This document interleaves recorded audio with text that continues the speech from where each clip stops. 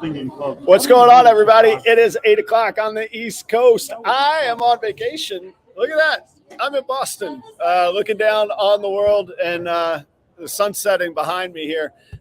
If you're not aware, Steven from Leviathan Snakes is going to guest host tonight. I'm going to get back to vacation and not be the workaholic that I typically am. And I'm going to enjoy life a little bit with my family here in the Northeast. We're touring the city with some family friends. And I got other things that I need to get to. I want to say thank you. Huge thanks to Steven and Kevyn from Brad Boa Reptiles. He's going to be on in a moment. Next week, Charlie from Reagan Renee Royal Pythons is going to host and helm the ship for me. But otherwise, I'm out of here. Thank you guys so much. I really appreciate it. Show Steven some love. We're going to bring him on. I'm going to hand off. And he said he was going to take care of everything. So I'm going to let him. Thanks, everybody. Cheers. What's up, Steven? How are you tonight, man? What's going on? All right. So you are banished because you have to get back to your vacation with your family and whatnot. That's right. You promised you're going to take care of it. I'm out of here. I don't even know what you're going to do. I'm leaving. This show is like a little bird that I'm going to hand to you that doesn't, it can't fly on its own. Like you're its wings. You have to look out for it. Okay. It's going right off that rooftop balcony right there. Yeah. All right. I'm out. I promise you. I'm gone. See you later, guys. Have a great show. Thank you so much. You know what to do. I'm out. Bye. All right. So we'll go ahead and throw this up here real quick. Adam says I know what to do. This is the very first time I've ever hosted a StreamYard thing. So let's see how much I fumble while we do this. But before we jump into all that stuff, Adam says that we have to show some love to the sponsors. So very first thing we want to do, we want to say huge thanks to REDLINE Shipping.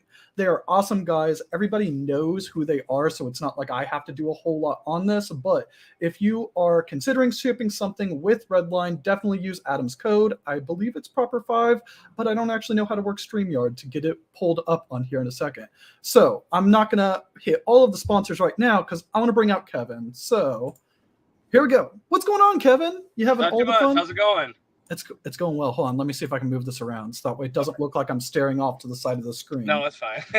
I have no rest for my phone actually in my truck. So so you're gonna get you're gonna get swole tonight. My arm's gonna be a little shaky at the end.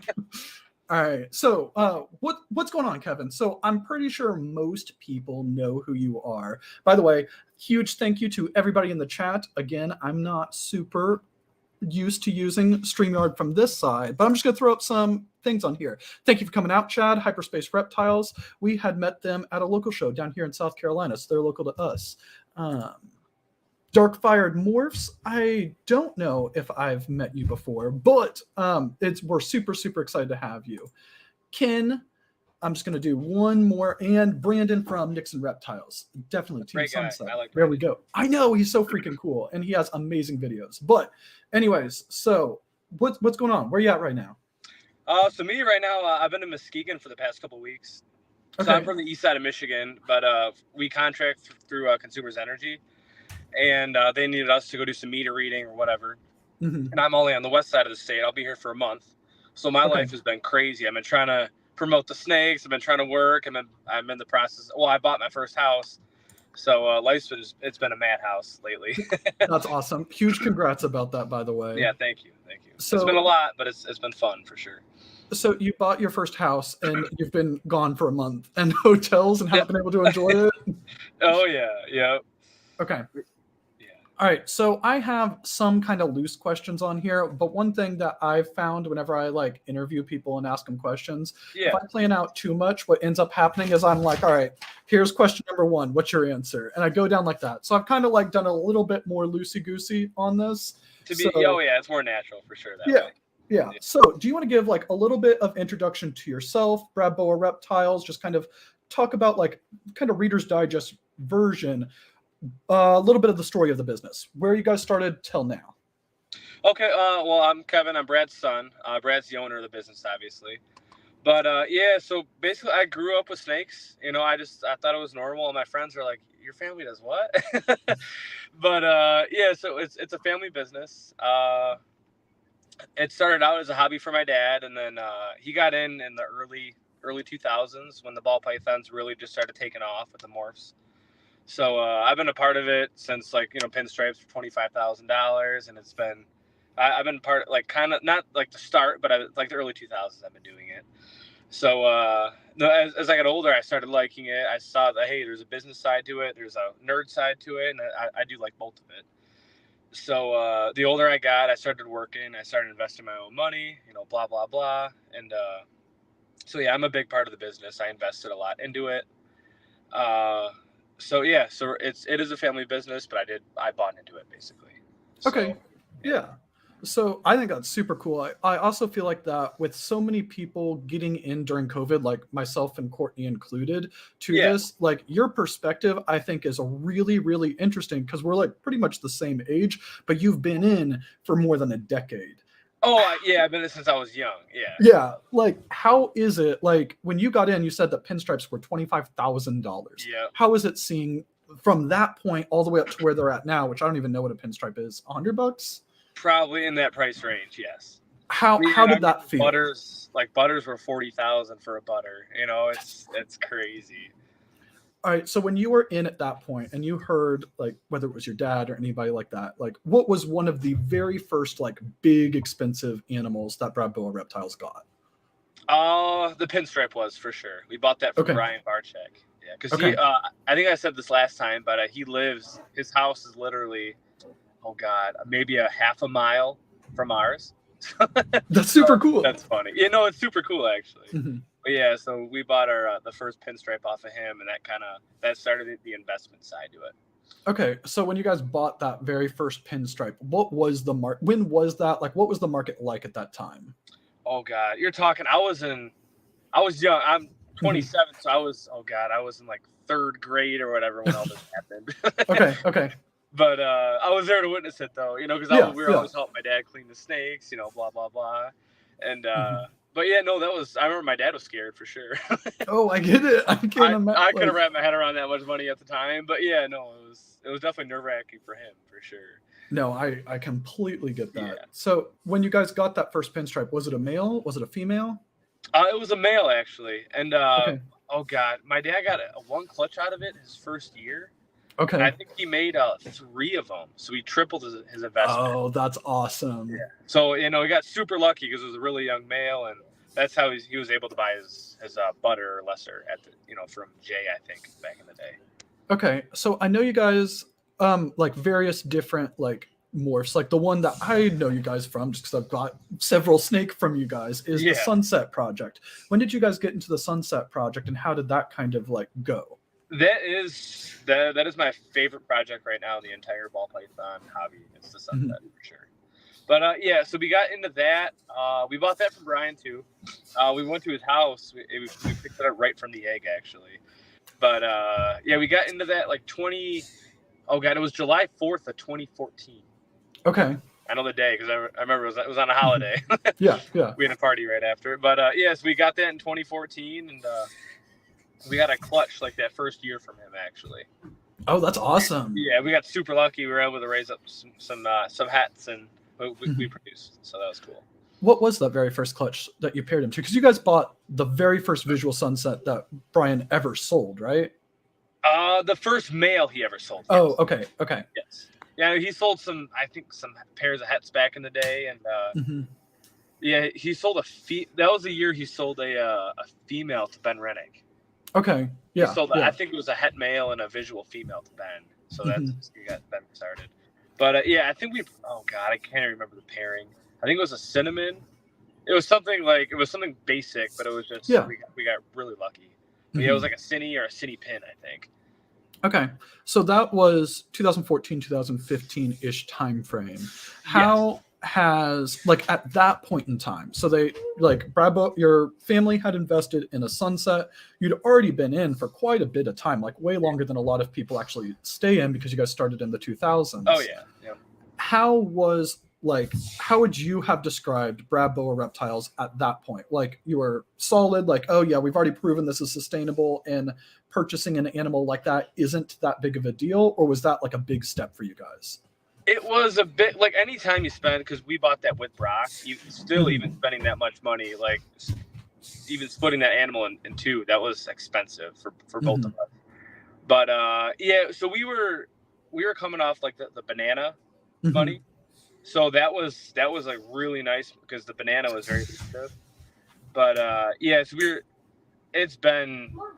the business was already been established and it was successful for many years. But the banana was like our first year where we're like, oh my God, like this is like crazy. If we wanted to, we could, like quit our day job, we didn't just because.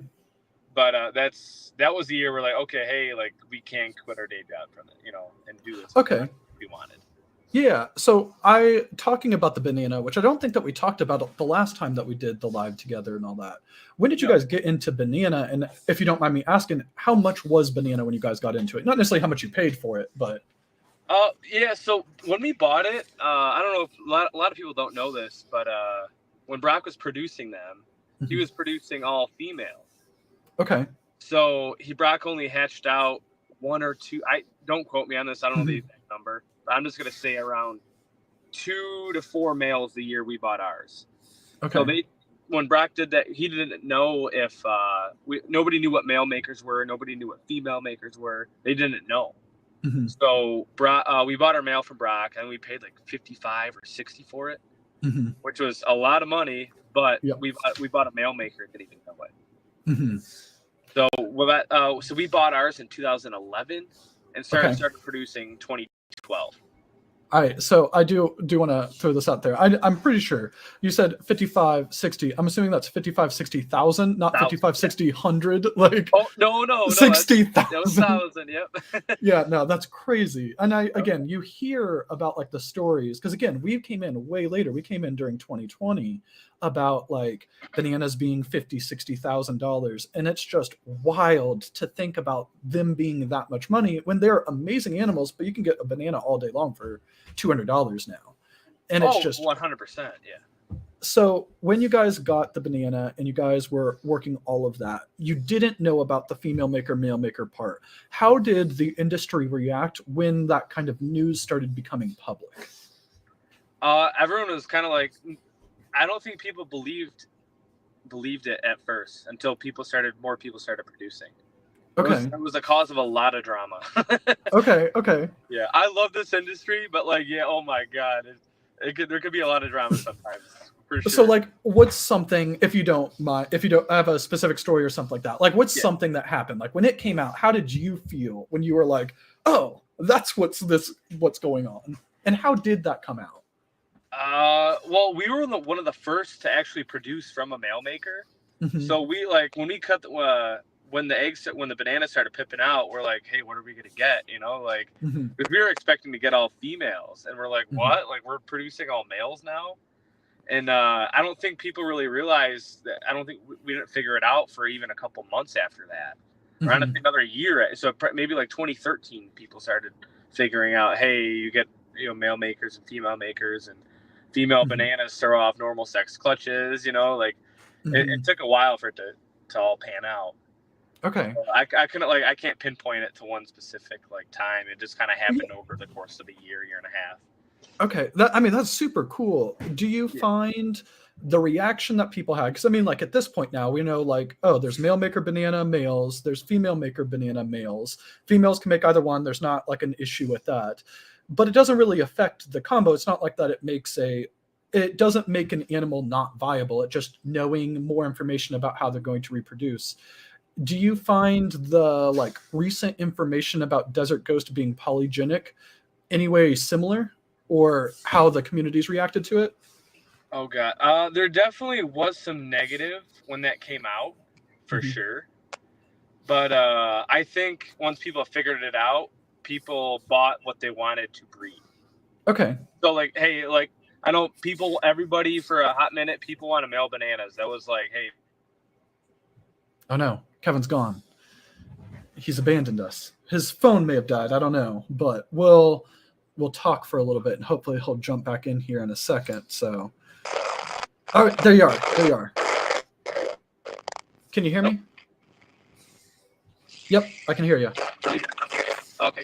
You sound super staticky. Oh yeah, for sure I can hear it. Is it me? My girlfriend just tried calling. That's why. Oh, okay. Oh yeah. I know. Normally I would do this on my Apple, on my MacBook, but being in the hotel. I'm like, oh man. No, I completely understand. Yeah, it sounds good now. Okay, good. Okay, hopefully so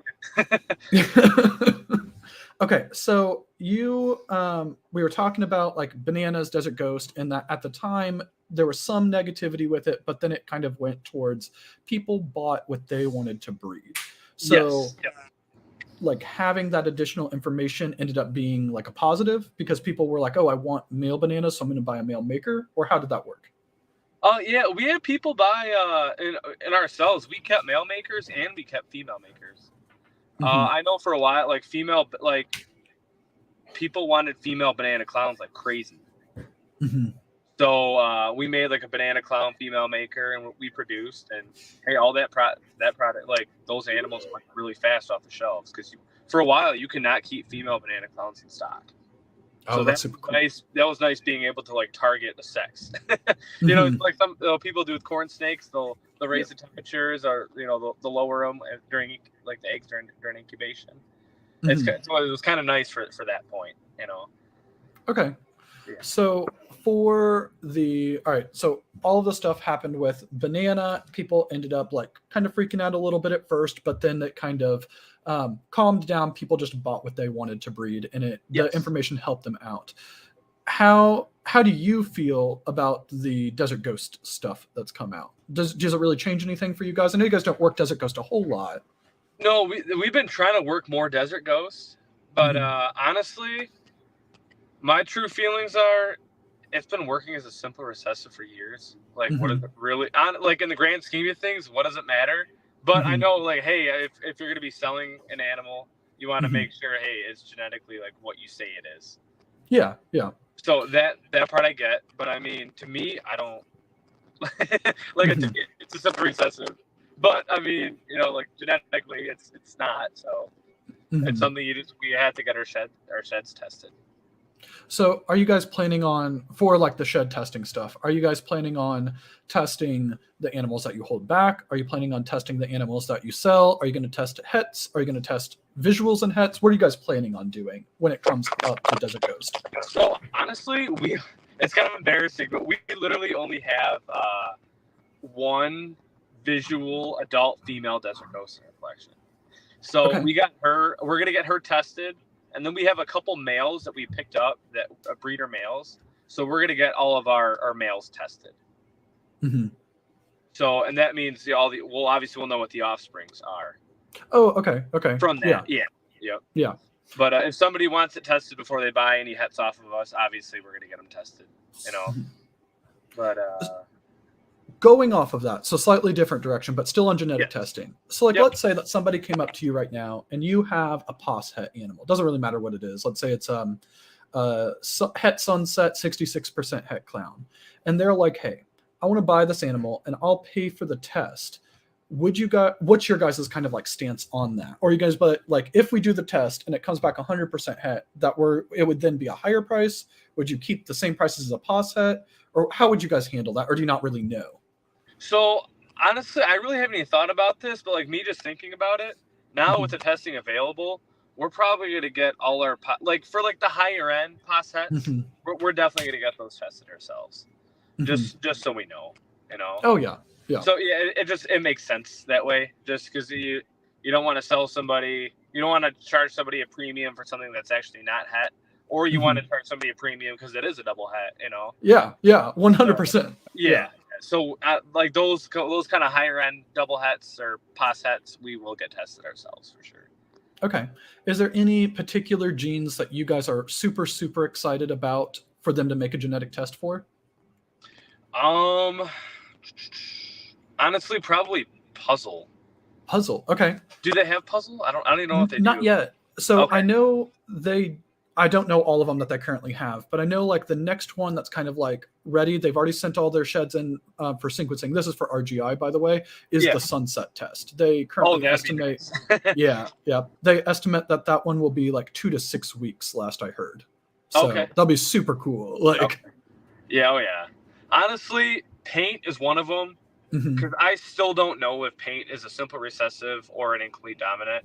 I know I'm probably going to start a whole freaking argument. It's just one of those things, but Yeah, I would love, because we started producing paints this year, and you're looking at our babies. We're like, man, some of them you can tell, some you can't, So we're not sure.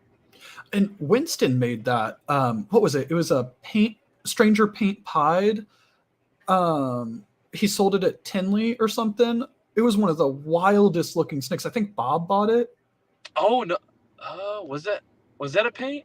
I think I could be wrong. Maybe I'm wrong. I apologize, Winston, if you've watched this. I'm sorry, but I thought it was a Stranger Paint Pied. Oh, you know what? That was a crazy paradox animal. Oh, okay. Yeah, because honestly, I don't even think the paint pied has been done yet. Oh, okay. All right. I know. Ernesto did the paint clown. He sold it to Justin. That was cool. That was super cool, actually.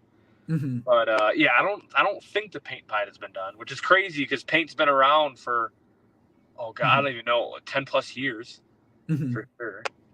Yeah. So what are you guys working for when it comes to paint? What are you guys working right now? Well, obviously we're gonna have to do paint clowns and pieds, which we're having double heads for. The paint sunset, I cannot wait to produce that. It's gonna be so freaking cool. No, it's gonna look that's got me amazing. excited. That's got me so excited. I don't know if you guys are working on any. We don't have any paint. But I love paint. Yeah. Okay. Yeah. So when you guys make those double heads. No, for sure. Yeah, and I think, oh my god, I'm trying to remember because I haven't been around the snakes much in like the past couple weeks, but we either bred sugar paint to a sunset or we bred in a lace clown to a sunset. I want to say we did lace clown.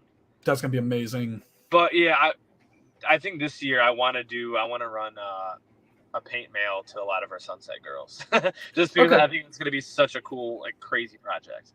Yeah, oh yeah, I think it's gonna be wild. I think it's gonna be so good. So going off of this, going a little bit more like regular questions, I know a lot of people ask, how many animals do you guys have as breeders, roughly? It doesn't have to be an exact number.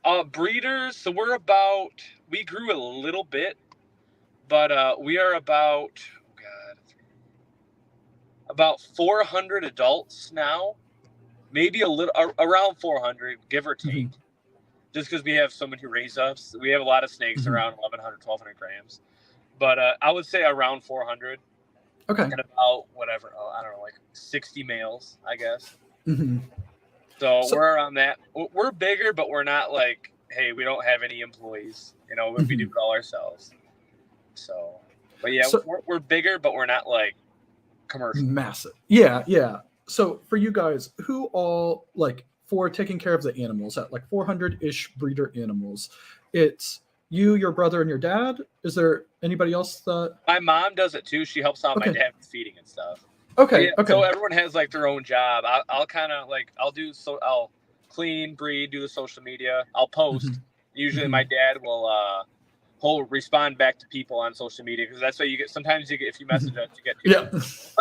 Yeah. It's just because we all work full-time jobs too, so everybody kind of like just does what needs to be done, But yeah, my mom does the book work. Obviously, she'll help my dad out with feeding rats, feeding the babies and stuff like that. So we all kind of have our own specific jobs, but we all kind of help each other too. Yeah, I get that. So like Courtney and I are a similar thing when it comes to like social media. Like it's completely random if somebody messages us, whether or not it's me or Courtney to respond. Oh, for sure. And like sometimes what happens for us is like we'll get a message where it will be like, it's very obvious that somebody's wanting to talk to one person. So if I open it and I'm like, oh, this is a question for Courtney. They're wanting to talk to Courtney. I will like need to remember that I opened it and I need to tell Courtney like, hey, sure. So I apologize anybody if we haven't responded in a timely manner. Okay. Well, so honestly, too, really quick, our Facebook, it was our business page was ran through my mom's old Facebook account. So we have not been, because her account got flagged or something, I don't know. So her old account got deleted, but the business page is still there. So we have not been able to respond to any messages over like the past year. Oh, that's crazy. I've been sharing from Instagram to the business page. Yeah.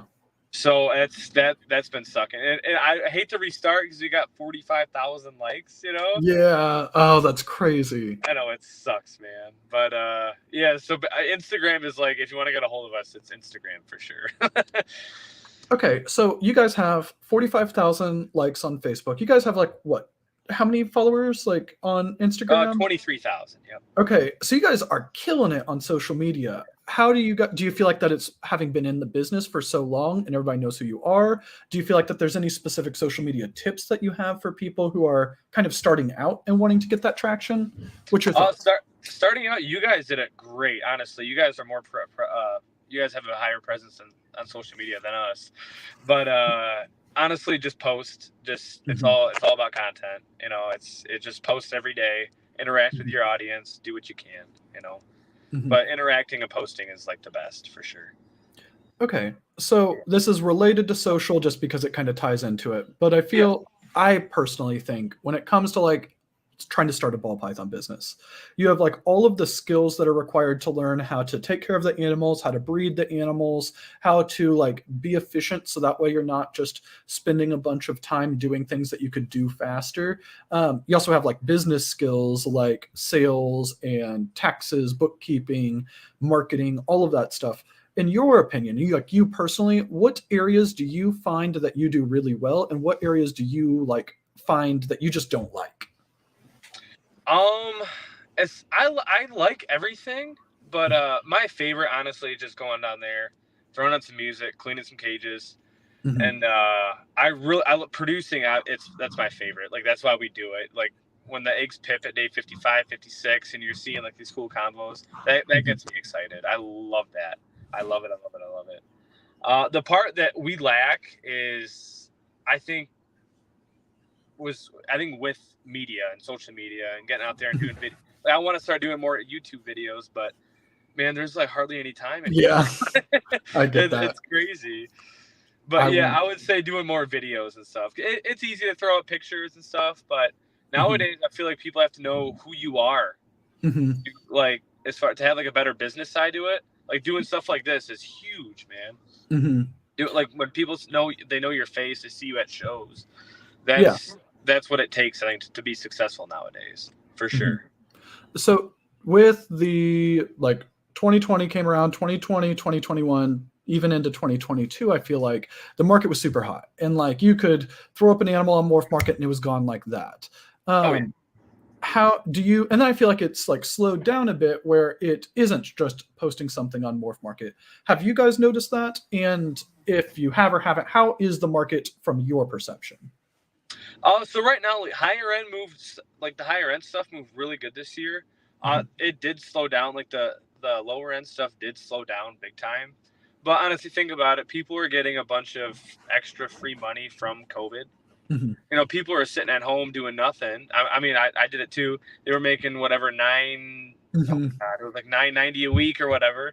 You know, and people had a lot of extra money during the COVID time.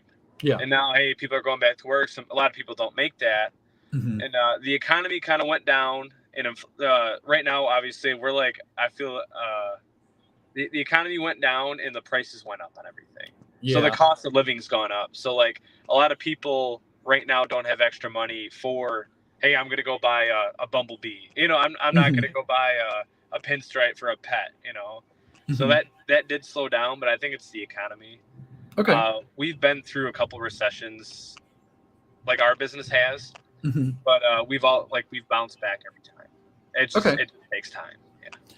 So in like just Brad Boa Reptiles history, has there been any points where, and maybe it might have been like when you were younger, I don't know if by the time that you got like older on it, it was just more stable, but where you guys were like, I don't know if we can keep doing this? Oh, no, never. Even on our worst years, like this last year was a slower year for us. Financially, we did fine. Like we did not struggle, did not even come close to struggling. But yeah, no, never felt like that ever. Okay. So let's say that there's somebody who did get in the last 2 to 3 years and they were struggling. What advice would you have for them? Honestly, just, it sounds cliche, just keep on grinding, because it does and it will pay off. 100% it will. It's just the U.S. economy, like the world economy is slow right now. You know, we're just kind of in a dip. We will come back. But hey, you just have to keep grinding. That's all I can say. Yeah, no, that's awesome. So, all right, going off of the idea of like newer breeders, like people coming in, that's like for Courtney and I, one of our target markets is like those people who are newer breeders and they're like wanting to try to take it seriously. Do you guys have like an established, like, this is our ideal customer? Like, this is the type of people we want to serve? Or are you guys just making snakes that you guys like and you're like, well, if we like them, somebody else is going to like them too? Yeah, pretty much. Obviously, you have to make snakes that people want for sure. Because I can sit there and, oh my God, one of my favorite snakes in the world is a pewter. Okay. I love like just like cinnamon combos. Like Mhm. obviously, like we wouldn't be making a whole lot of money if we were making pewters and sterlings and silver streaks, you know. So you definitely have to make the snakes that people want. But yeah, no, we really had no specific customer. We try to breed for new combos. We like to experiment with stuff. Okay. And sometimes, hey, it pans out. Sometimes it doesn't. But most of the time, I feel like a good 90% of the time, if you have vision, things turn out cool for sure. Yeah. So what are some of those combos that you guys hit, whether you guys were the first ones or like one of the first people to hit it, that when they came out, it blew you away? Oh God. You know what? The Cypress Red Stripe. Okay.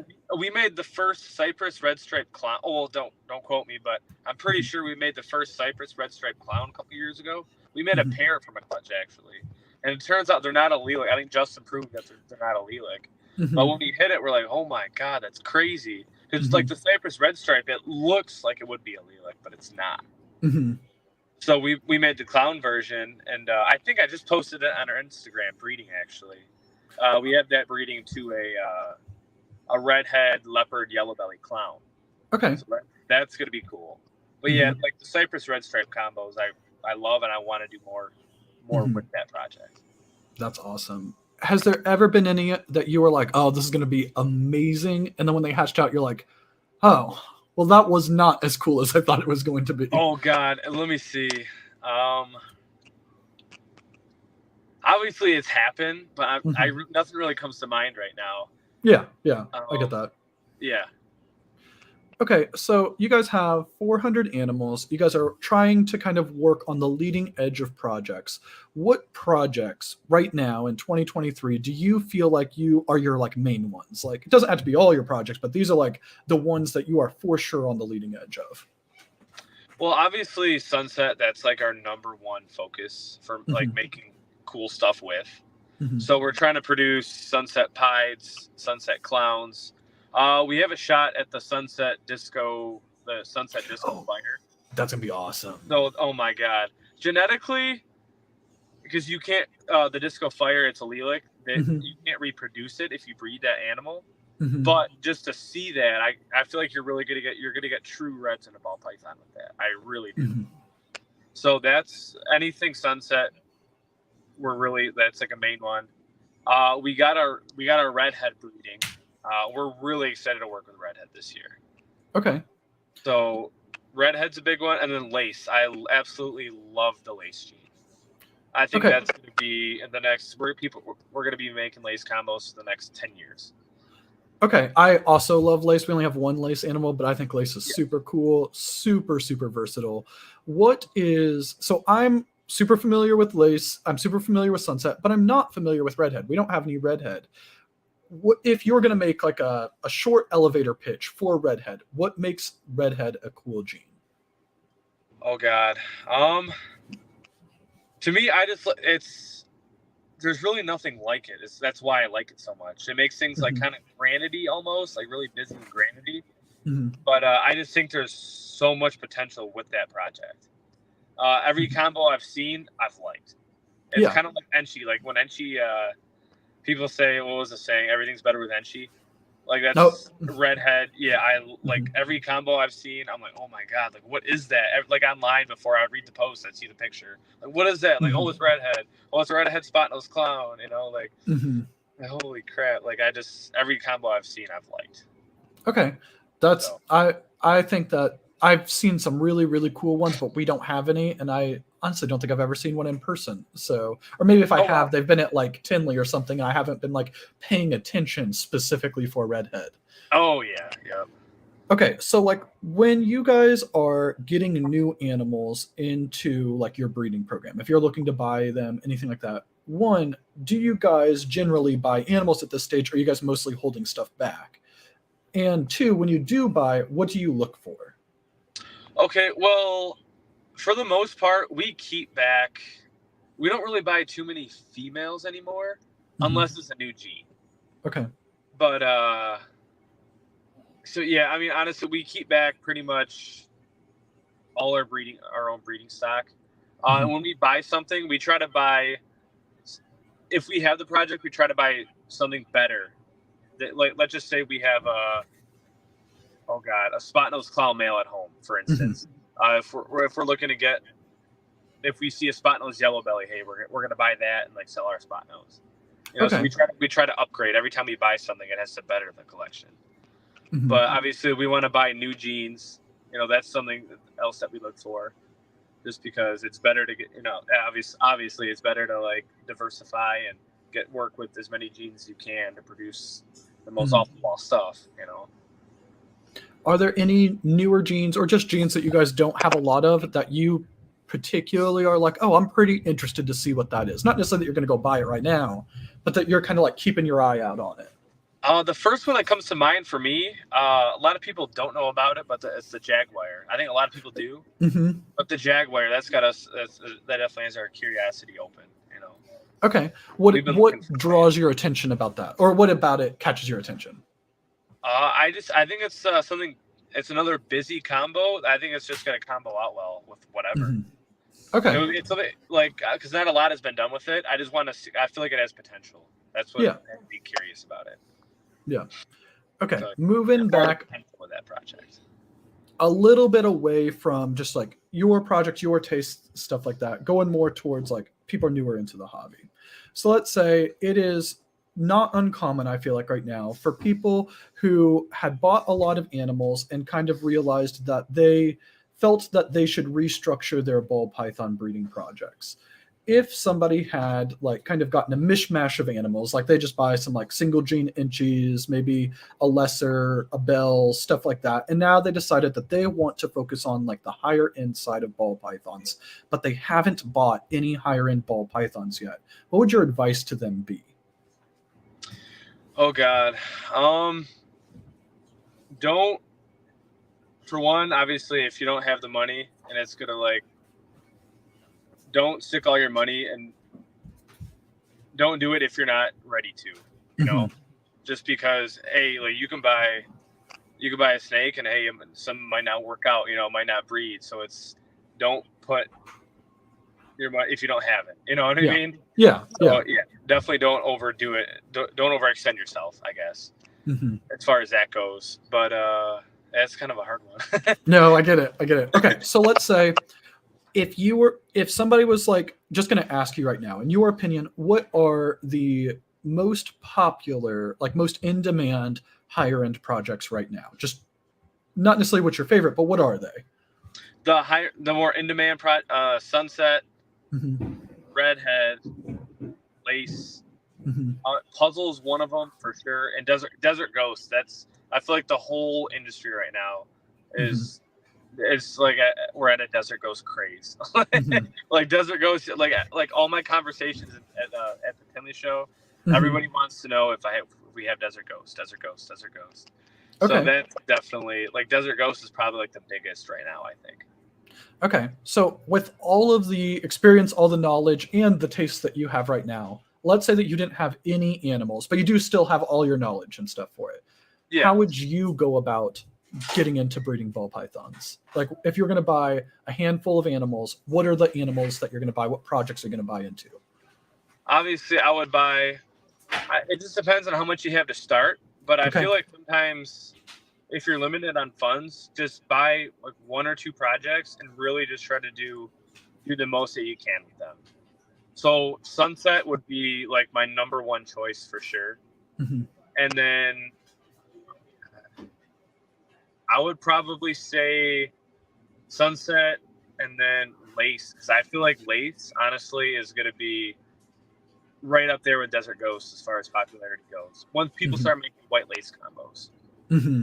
So I feel like if I had to buy 2 jeans, it'd be sunset and the lace. Okay. So how, again, this is assuming that it's somebody who's brand new and doesn't know. Yes. How do you build a project? Like if you're going to start it off, you don't have any animals yet. What are you buying first? How many are you buying? And this is not going off of the amount of money, but okay. What would your thoughts be on that? Well, the cheapest way to do it is to buy a male, and assuming you already have adult, even just normal female. So like the cheapest way to do it is produce your own females for sure. But females are key to a success. Like good females are a huge key to a successful collection and a successful project. So I would probably buy a male of I would buy a male sunset. Even if I didn't have any het sunset females, I would breed him to as many snakes as I could to produce het females and hold all them back.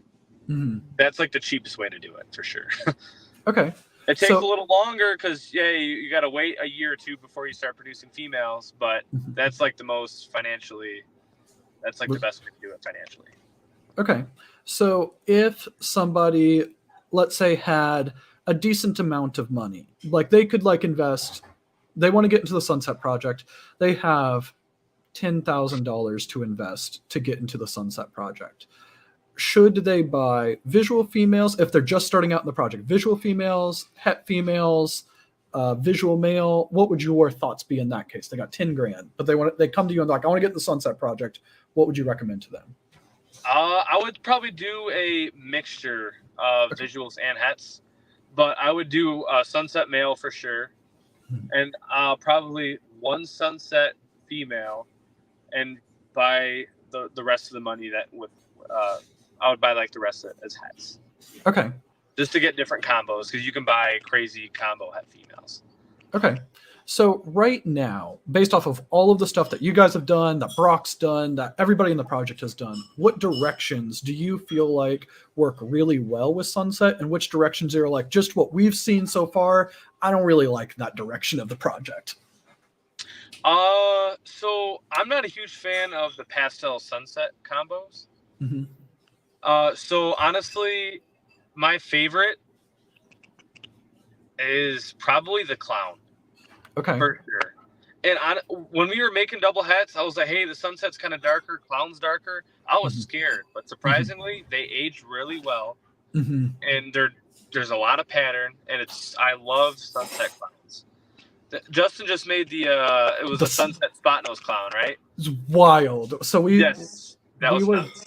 Yeah, we were down there because we were recording the interview with Justin for the documentary that Courtney and I are working on, and he had shown us the spot nose sunset clown. I had just had its first shed. He hadn't shown anybody yet. It blew my mind. It's the best looking snake I've ever seen. That's crazy. It is so freaking good looking. Where I'm just like, oh, we gotta get spot nose in the sunset. Oh yeah, for sure. Okay, but so I'm not a huge fan of the pastel.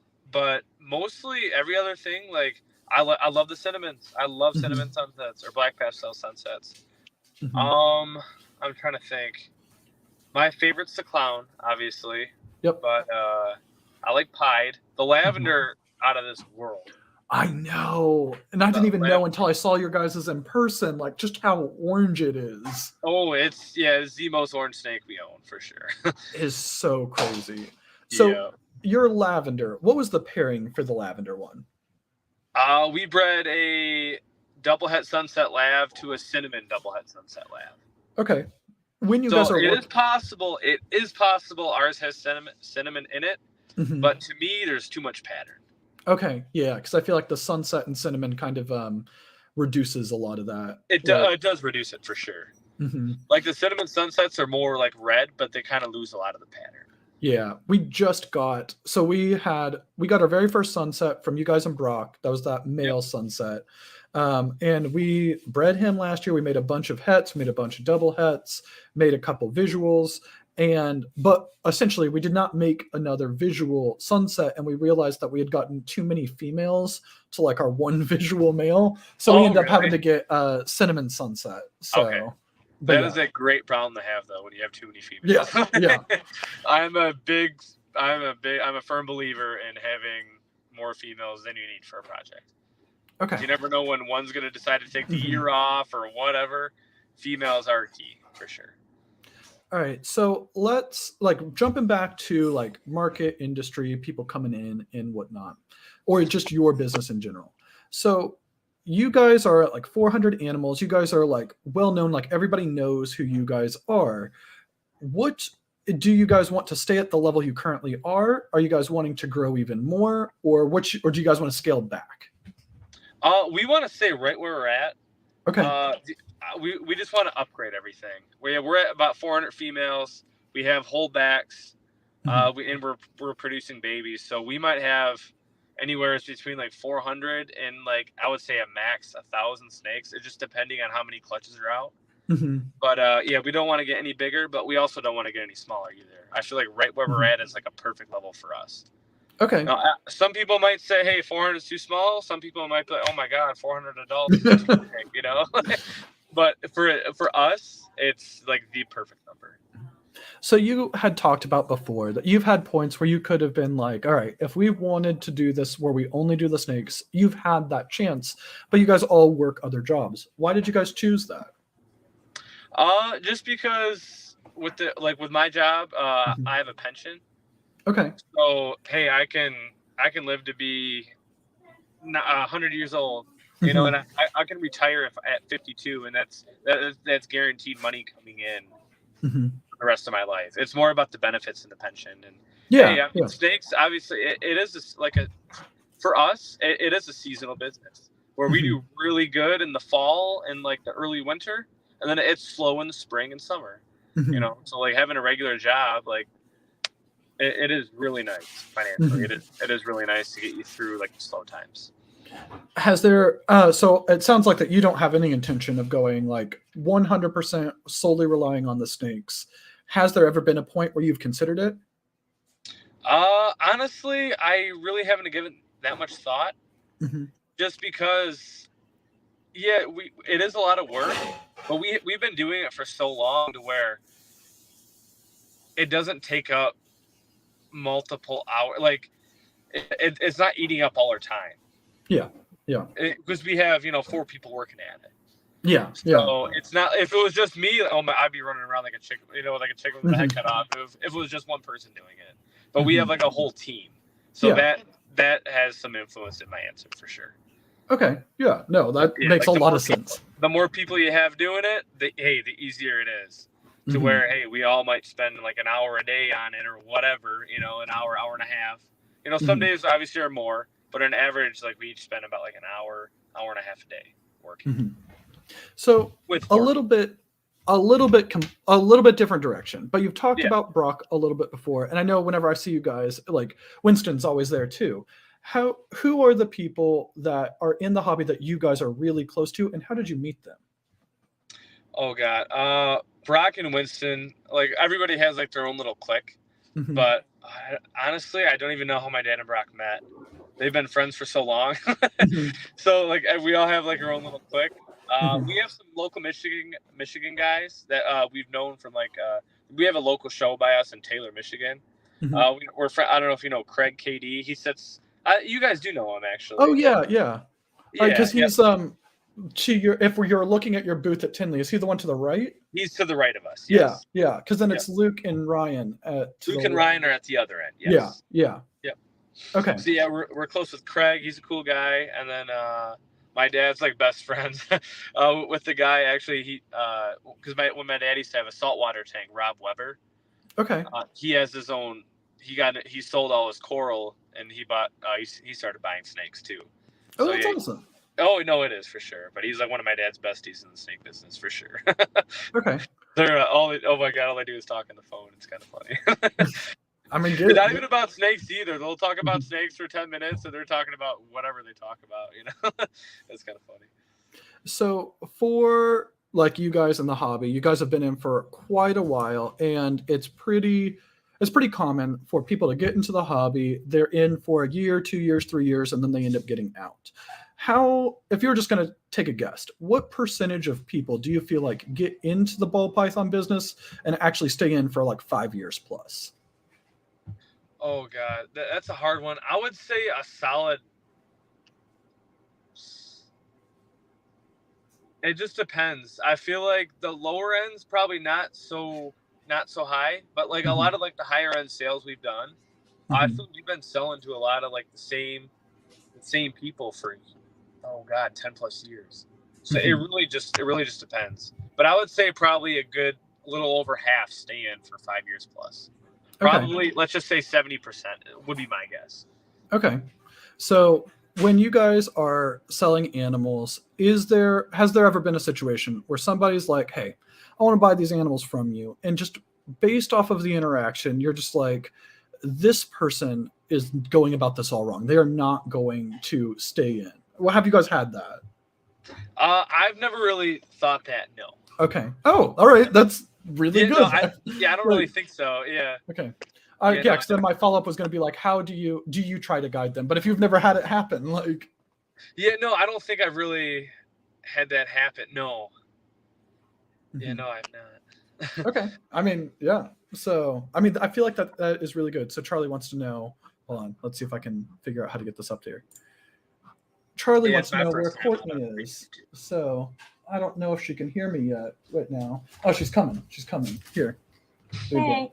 No, there she is. He's like, bye. I didn't know where the camera was. Oh yeah, over here. So, but yes, I apologize that you don't get to look at Courtney during this. You just have to look at Kevin and I. So, there's some unlucky people right there. Okay, so what clutches do you guys have, whether they've hit the ground or like they're about to hit, that are this season that you are most excited about, and why are you most excited about them? Okay. So right now we actually have we're 56 days, I think, on making monsoons. Oh, okay. So we're the reason why I'm so excited is we bought another. So originally we bought a Mojave monsoon male, and last year we got a clutch, but unfortunately our female was a Mojave het. So I think we produced a Bell monsoon, which is cool. Genetically, it's cool. But visually, I'm like, come on, I just want to see a monsoon, you know? Yeah. So we bred our regular monsoon male to all our Mojave hets. And we never really produced them before. So I'm just super, super excited to start producing them. And I want to start making combos. Okay. What directions are you most excited for the monsoon project just in general? Because it's so new, we're making some red stripe het monsoons. So I think that's going to be cool. I want to get a lot of like different colors into the monsoon because I feel like it's such a busy snake. It's going to be hard to change it up, but I feel like a G-stripe monsoon would be really cool. I'm kind of curious to see what that would do. But I want to get like red stripe. I want to get yellow belly. I want to get leopard and just like busy stuff. Okay. So do you guys have, again, lots of different projects that are going on, but you guys like high-end stuff. You have Monsoon, you have Sunset, you have Puzzle, you talked about Lace, Desert Ghost. Is there any other like really big, like higher end stuff? Do you guys have Zebra? We do not have Zebra, but we do want to get into that project. Okay. So we'll do Zebra then, because it's a project that you want to get into. Yep. If you guys had Zebra right now, what direction would you want to take it? Zebra, honestly, I feel like it does a really good job at highlighting and brightening. So I hate to say it, but I feel like Sunset, it would do the Sunset project a lot of favors for sure. It would really brighten up a sunset, which I love how like dark orange the sunsets are. But obviously, like the goal is to make that gene brighter. So I think like a visual Zebra, oh my God, I think that would do the sunset. I think it would look really good. I think it'll look really good too. I'm excited about it. So no, for sure, honestly. So going back to Sunset, just because it's me and I love the Sunset project. And it's my favorite gene too. It's my favorite snake to produce. So we have not hatched out very many visual sunsets. But last year we've hatched out 2 clutches of visuals, and last year we hatched out a clutch where it was a sunset to a het sunset, and the 2 visual sunsets that we produced from it looked wildly different. And it is like, if somebody like held up those 2 animals, I think we even posted pictures on it. We had talked to you guys about it. Yeah. You guys had talked about that there's like a chance that they're vanilla and all that stuff. And we're just kind of going off of like the conservative thing, like their visual sunsets. We'll like see what happens when they all breed out and all that stuff. How polymorphic do you feel sunset is? Do you think there is a huge variation in sunset, or is it like they're all pretty the same? So we're trying to figure out if our stock does have vanilla in it. That was kind of what we were thinking, because some of them, like you said, we're like, oh my god, this one's like crazy. Like they look like 2 different snakes. You know? Yeah, it's but wild. I feel like there is a good chance that it is polymorphic, and hey, sometimes you just make like A+ ones, and sometimes some of them aren't as bright, but they're still cool. Yeah. But sometimes like those A+ ones, oh my god, they're crazy looking. So what would you describe, like to somebody who's thinking to get into the sunset project, somebody in the chat, something like that, what is an A+ sunset to you? And obviously, like, it has a lot of oranges, dark oranges, and dark reds, and it's just a lot. Sometimes they're a lot brighter. They're brighter and like darker at the same time. It's super weird to explain, because there's 3 different, like, if you look at a sunset, like there's 3 different like tones, 3 different tones of it, it's all in the same snake. So like usually like the sides are like the brightest, and like the bottoms are the brightest, and like the sides are like middle, and the tops are a little darker. But it's so cool to look at though. But yeah, obviously like the A+ ones have a lot more bright orange and bright red. Okay. So do you feel, just in all of the sunsets that you have made, that breeding for those like really bright ones, that has any impact on their babies also being really bright? Like, or is it just still kind of random? Like how you can have a pied that throws high and low white pieds. To me, it's random for sure. Yeah, to me, it's random. But honestly, I feel like we produce, I'm not just saying this, but I feel like we produce more A+ ones than we do like those, because every once in a while you'll make one, you're like, oh man, I wish I was a little brighter, you know? Yeah. But I feel like it's more of that's a rarity type deal. Every once in a while that happens. But I feel like for the most part, you'll get really good looking ones. Okay, so Shannon, awesome dude, who, I don't know if you guys have anything, by the way, but he was wanting to get a banana sunset from us and all of the banana sunset male from us. And then from our clutch that we just had hatch out, all of them were females. So I don't know if you guys have anything, but he wants to know, what's your thoughts on the rainbow sunset? Like the rainbow albino? I think so. Okay, I don't know if it's been hit, but do you? Oh no, I think that'd be really cool. Yeah, that'd be super cool. Because the lavender turned out crazy. Like, what is it? Rainbows to me are cooler than lavenders. So I think that'd be nice. I would shoot for it for sure. Okay. No, I know awesome. Dave Palumbo's been killing it with the rainbow production. I don't know much about rainbow at all. I've seen like some rainbow hypos that I think look really, really cool, but I don't know really much about the project at all. So. Yeah, no, honestly, we're still trying to figure it out too. I just know it produces like something, like whenever I see pictures online, I'm like, holy shit, what's that? You know. All right. So also we got some Scaleless Sunset stuff in here looking sick, is what people are saying. So, nice. No, I love the Sunset project. I think it's super cool. So outside of snakes, when it comes to the hobby, I personally feel like that the community overall really, really supportive, generally really positive, though there are some people that like cause, I don't know, extra conflict. Courtney says, yeah. So I was curious, what is your opinion about the community now in 2023 versus like when later on or earlier in the community where it was maybe not as strong of a social media presence? What are differences? What are similarities? Things like that. I feel like growing up, there was definitely a lot more drama and more stuff. Like a lot more drama. Honestly, growing up. Now it's a lot more like fun. It's like going to shows. Like everybody loves to hang out with each other. People are starting to know each other better. And honestly, the shows are a lot of fun. but yeah, there's definitely still some drama, you know. Mm-hmm. But for the most part, it's a super supportive community, and for the most part, you know, it's really fun to be a part of. Okay. Also, I know that again, Adam had said we gotta give some love to the sponsors. So I know we already talked about REDLINE. So I do want to give a shout out to Cold Blooded Cafe, because Cold Blooded Cafe has some of the best frozen rodents. That's when Courtney and I buy rodents, we go to Cold Blooded Cafe. Like, that's who we actually use and all that stuff. They're nice. really, really good people. And I really like the fact that not just Cold Blooded Cafe, but REDLINE, Chris at BNS Reptilia, and Snakes for the Memories, Jeremy and Holly, them supporting Adam on the podcast, I think is a very, very important part of the community that I don't think a whole lot of people talk about, because like it's people like sponsoring shows like this that help provide that motivation and that drive to have like places for us to all congregate and kind of hang out and talk. And I'm not getting anything from these ads. So, but if you guys are needing some frozen rodents, check out Cold Blooded Cafe. All right. I apologize. Hopefully that wasn't too, I don't know, awkward. I don't know how to give an ad. Like, so, Shane's in the chat, and he's first apparently. So, I don't know if anybody wants to differ with Shane, but yeah. So, and Courtney apparently is second, is what she says. Oh, okay.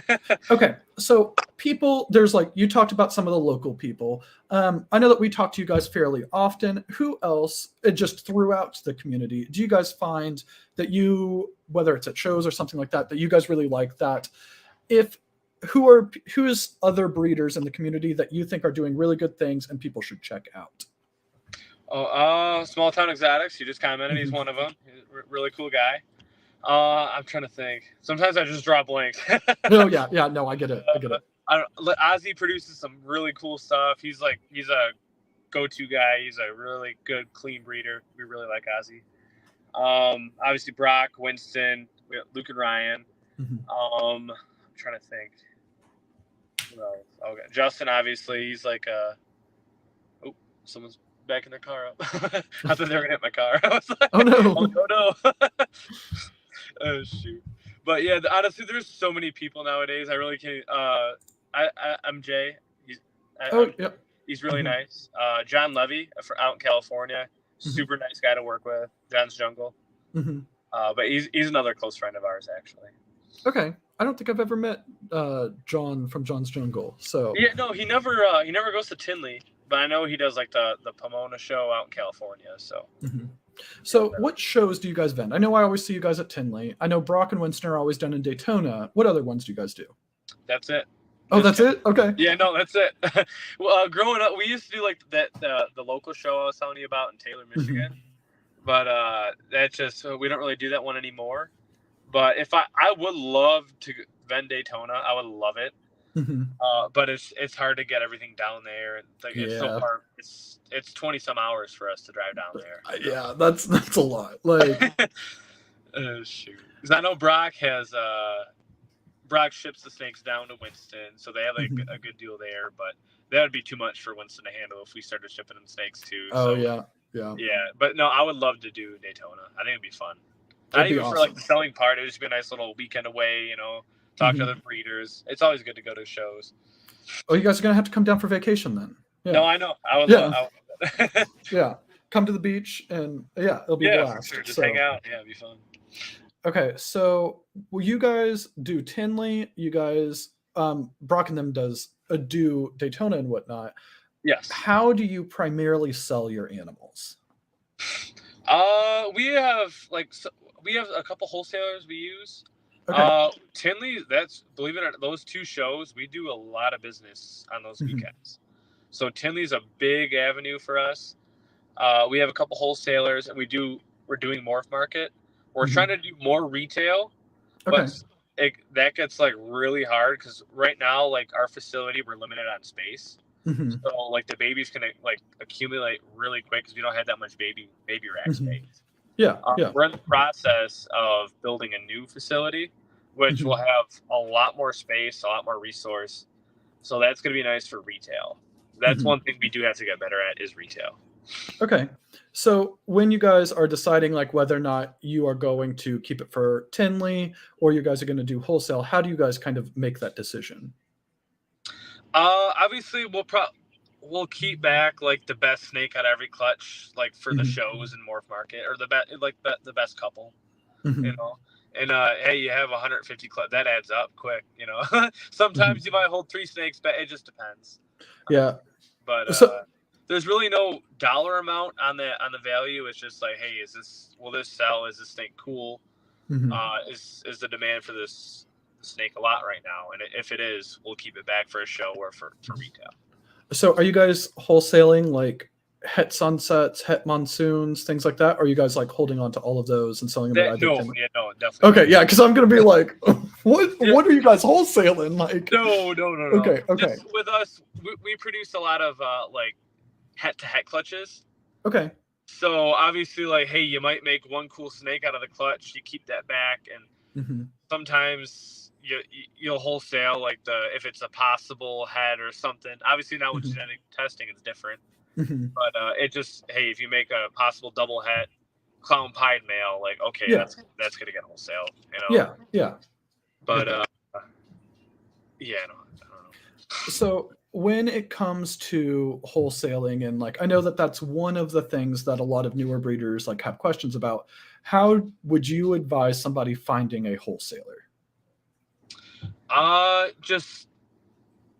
It just depends on what you're selling, but honestly, it's always better to like go to your local pet store, honestly, because the demand for like pet store quality snakes, obviously it's gone down a little bit, but it's still super high. So we just found another contact literally a couple miles from our house. Oh, that's awesome. So yeah, we just found this like a couple weeks ago. So that's just somebody else we're doing business with now. But they're buying regular enchies, you know, and just try to find someone local, and then just do your research on breeders. You know, some people are not so good, you know, and some people are really nice to work with, and they're clean and they're helpful, and they're not just like a stereotypical flipper. So yeah, I get just that. do your research, make sure you're doing business with, you know, like your people, you know. Okay. So when you are looking at somebody, whether it is like a potential customer that you like really want to do business with because maybe you just like jive with them, versus somebody that you're like if they're going to pay for the snake, that's cool. What are qualities that stand out to you where it's like, this is somebody that I want to like build a relationship with? I look for some, honestly, like when people are easygoing, that's what I love. I'm pretty, I consider myself easygoing, you know? So I feel like when someone's easygoing, it's really easy to get along with. But yeah, I mean, I don't really like. That's a hard one. Okay. Yeah. I don't know. Yeah, I get it. So, all right, we are just over an hour, and I know that you've been holding the phone for a little bit, so I want to open up the chat in case you guys have any questions for Kevyn, so that way maybe we can end this in about 10-ish minutes. That way, one, your arm can get some rest, and two, you aren't just sitting in your car for all night while you're doing this. No, it's fine. Because I'm rooming with somebody. I'm like, yeah, he's not gonna want to listen to snake talk. He's playing Nintendo Switch or whatever he's playing, you know. So he has to turn that off. So I'm like, I'll just go in my car. You know? We do really, really appreciate you taking the time to do this. By the way, it's fun to blast. And I apologize to the chat. I was looking forward to this, honestly. It's just to talk snakes and chill. So well, that's awesome. I apologize for the chat that I am not very good. It is way harder to manage the chat and like pull up comments and talk at the same time. I cannot multitask either. So okay, so let's talk about just maybe like one of the last topics that we like hit on is we've talked about projects, we've talked about snakes, we've talked a lot about sunset, obviously. Yes. We've talked a little bit about the business side of things. If somebody is coming into the hobby right now in 2023, what do you think, what are the skills that somebody needs to have the best chance of being successful? Well, I don't know about skills, but I would say it's a lot more quality over quantity nowadays. Because before growing up, people are like, oh my God, I want to have 10,000 snakes. It's not about that anymore. Like, not at all. It's just about producing like the most quality that you can. Hey, it might benefit you more to produce 10 clutches a year versus 50 clutches a year. It just just what you're breeding, make sure it's worth it. You know, so focus on quality. That would be my number one thing. Hold on. All right, so we got Ken from Primal Scales. He wants to ask, just in case anybody's listening into this, he's asking, what's the first project or animal that you guys feel put you on the map? Oh God, that put us on the map. This is throwing it back, but I think, oh God, the first big one that I think got my dad noticed was he made the first Emperor pin. So the pastel, pastel butter pinstripe. Okay. That was like a big one back in the day. But that I feel like the banana got us more well known for sure. But when he made the first Emperor pin, that's when people started noticing him. I think a lot more. All right, so we got one from Shannon as well. So he says, Kevin, have you had any health issues with Monsoon? That we've only produced the Bell Monsoon, and no, we've not. So we have 2 visual adult males, and they're eating and they're doing fine. But yeah, we have a bunch of hets, no issues with the hets, no issues with the visuals.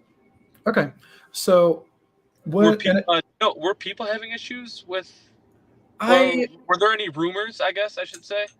So I've seen, again, there's not been a whole lot of stuff, but I have seen a handful of things where it's like people hatching out a Monsoon and it's like got a small kink in it. Or like a Monsoon that had like a visual Monsoon from a clutch, but it had died in the egg.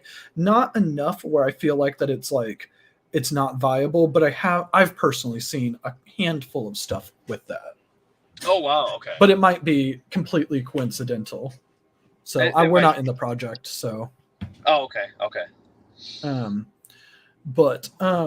Awesome question, Shannon and Ken, and thank you guys. Oh, we really appreciate it.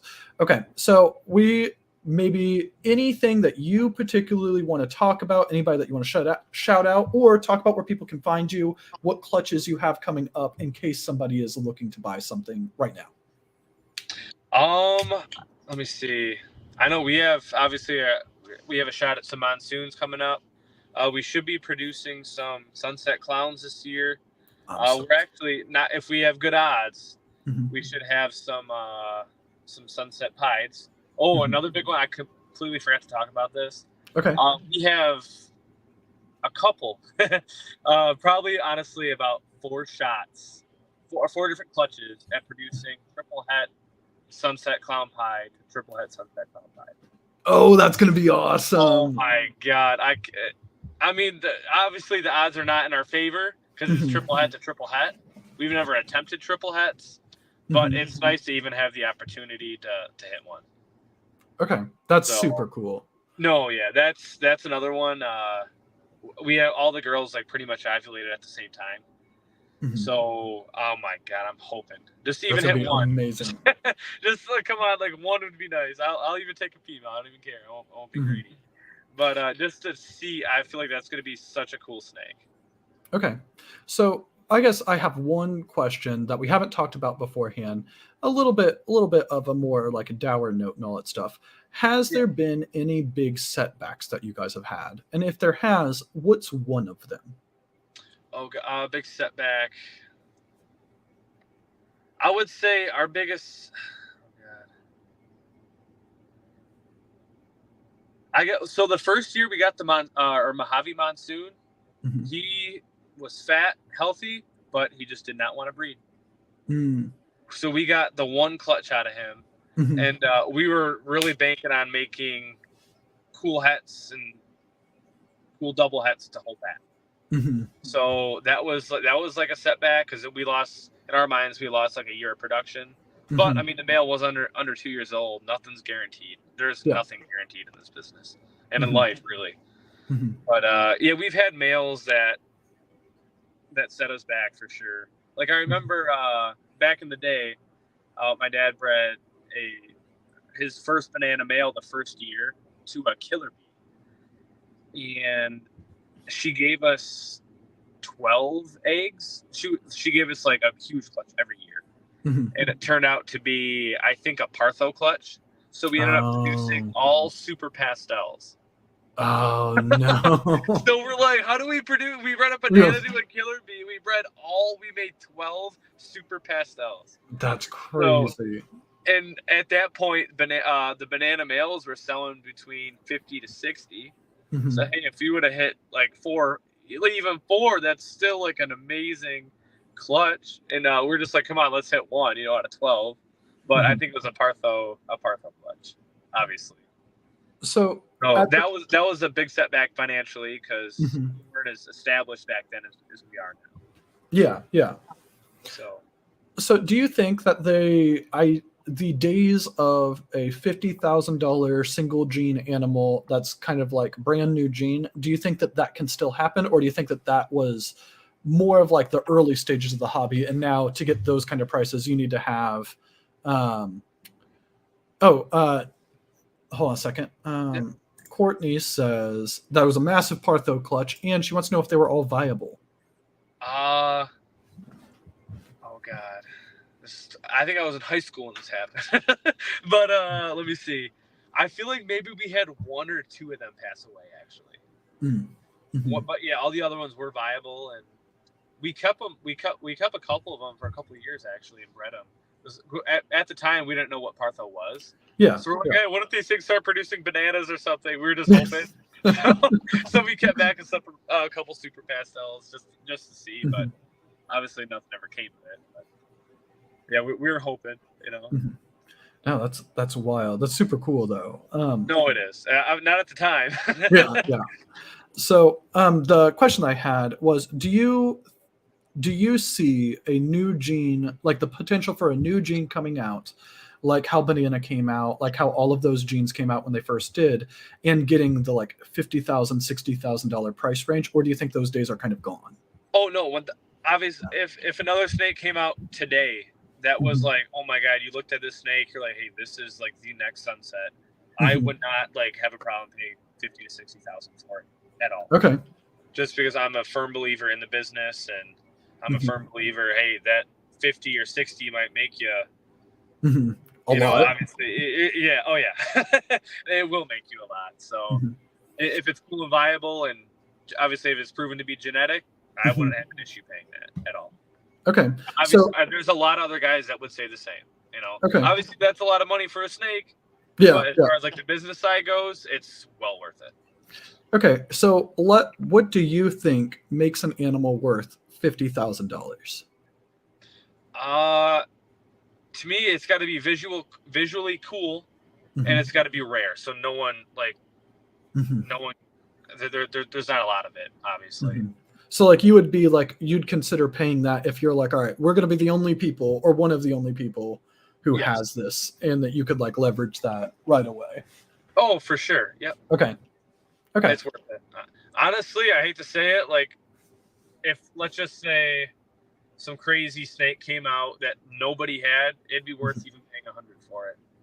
Just because there's so many people in this hobby who are willing to pay 50 to 60 for babies. Okay. So let's say that for whatever reason, some random morph comes out and there is some morph, maybe it's a recessive morph, it doesn't really matter, that makes an animal look like green tree python green. That's something that you would be like, oh, that's going to be a green ball python. Yeah. Oh yeah. I think everybody would go nuts over a green ball python for sure. Yeah. Okay. All right. If there's anything else in the chat, get it in right now. But where can people find you? So we're Morph Market, Instagram, and Facebook. But Instagram's our best bet to get a hold of us. And if they send you a message on Facebook, we do want to get signed. Yeah, I know. Don't do that. We do want to get signed up for. There's some reptile social media thing. Yeah, Herp Social. Herp Social. I want to do more. I've been so busy at this hotel out in Muskegon. I really haven't been time to look at it. But we do want to get signed up for Herp Social for sure. Okay, that's awesome. We've started using it and just kind of like testing it out, seeing how it is. It's pretty cool. It kind of reminds me of Facebook on like their interface, but it's cool. Pretty nice. Like so. Honestly, I'm getting so sick of the restrictions and everything on Facebook and Instagram. Oh my God, it's driving me nuts. So I feel like this like our own, like a herp social would be really beneficial to the community for sure. Awesome. All right. Well, I am going to go ahead and close this out in a second. So thank you everybody for watching. I know this was a little bit of a shorter one, but it's an hour and 20 minutes and it's the very first one that I've ever hosted. So, but it was awesome, Kevin. Thank you so much. Oh yeah, no problem. Yep. I'm going to put you backstage real quick. We will, hold on. We'll take 2 seconds. I've got to figure out how to work this. So, oh, no, you're good. You're good. All right. So, all right. Thank you guys. Thank everybody for watching. And thank you so much, Adam, for letting me guest host. It has been a blast. So I'm going to go ahead and try to hit the outro, but I don't actually know which one it is. But thank you guys again for watching, and we will see you next week.